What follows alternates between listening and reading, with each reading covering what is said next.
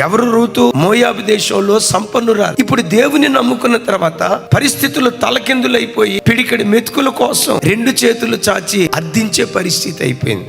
జనమని ఉండొచ్చు, అమ్మా దేవుడు దేవుడు గొప్ప దేవుడు అని వెళ్ళావు, ఏం చేశాడు అమ్మా దేవుడు? ఉన్న స్థితి అంతా పోయింది కదా, భర్త చనిపోయాడు కదా, దన్నానికి కూడా నోచుకోలేక ఎవరో పెట్టే ఎంగిలి మెతుకుల కొరకు ఎత్తుకుతున్నావు కదా, ఇంకెందుకమ్మా దేవుడు అంటావు? కానీ అద్భుతం తెలుసా, ఇన్ని పరిస్థితుల్లో కూడా ఏదో ఒక దినం దేవుడు తప్పకుండా నన్ను దర్శిస్తాడు, నాకు గొప్ప బహుమానం ఇస్తాడని దేవుడనే ఒక్క ధైర్యంతో బెత్లెహేములో బ్రతికింది. చెల్లి, తమ్ముడా, ఈ గడ్డ మీద దేవుడనే ఆ ఒక్క ధైర్యంతో బ్రతుకు. చెప్పుకోదగ్గ పెద్ద ఉద్యోగం నీకు లేకపోవచ్చు, ఆర్థిక వనరులు నీకు లేకపోవచ్చు, ఆర్థిక సోర్స్ నీకు లేకపోవచ్చు, జనబలం, ధనబలం, కులబలం, ఏ బలం లేకపోవచ్చు, దైవ బలం అనే ఒక్క బలంతో ప్రతి క్షణం ధైర్యంగా బ్రతుకు. నీ ధైర్యానికి ప్రతిగా గొప్ప బహుమానం దేవుడు నీకు అనుగ్రహిస్తాడు.